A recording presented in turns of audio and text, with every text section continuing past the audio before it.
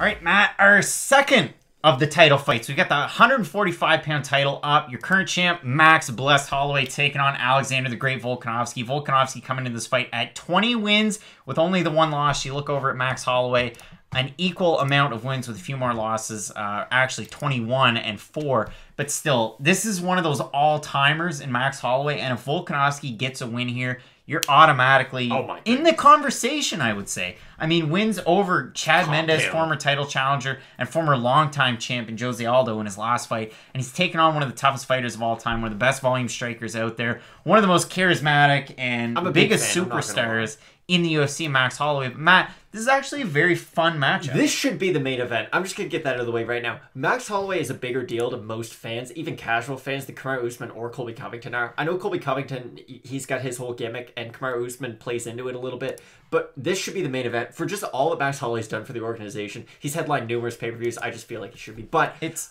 just the X's and O's. I think it's an interesting fight. Volkanovski, kind of the key words he's been going on about is Max Holloway can outlast most guys. They get tired. He keeps up the pressure. I'm not going to. I think that's a really interesting thing because Alexander Volkanovski has not fought 5 rounds in the UFC. And for your first 5-round fight to be against probably the guy with the best cardio ever who never gets tired. And that's the thing. Some guys have really good cardio, but they don't have a crazy output to go along with the cardio. Max Holloway landed 160 strikes in just the 4th round of a fight once.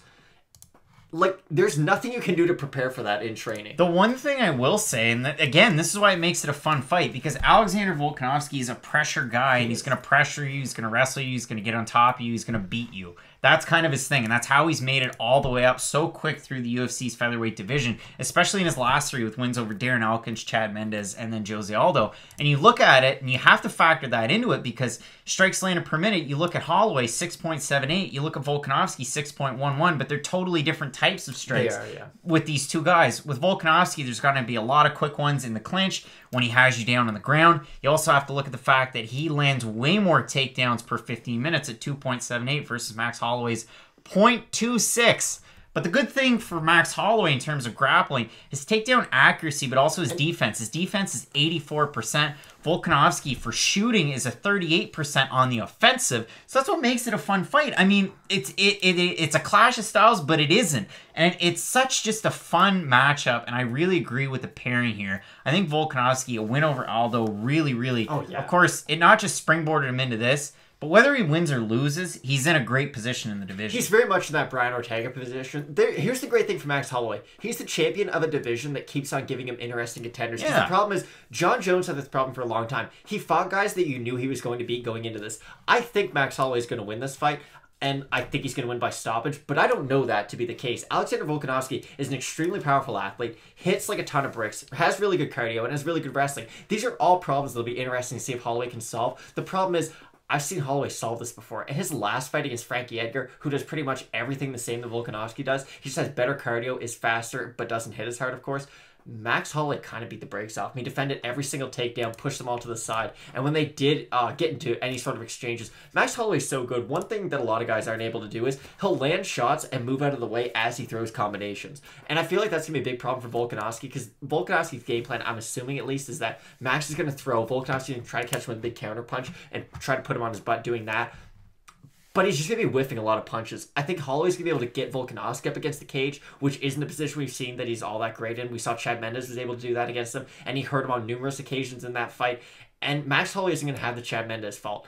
If you hurt Chad Mendes, he never really comes back after he gets hurt in a fight. Max Holloway, you need to...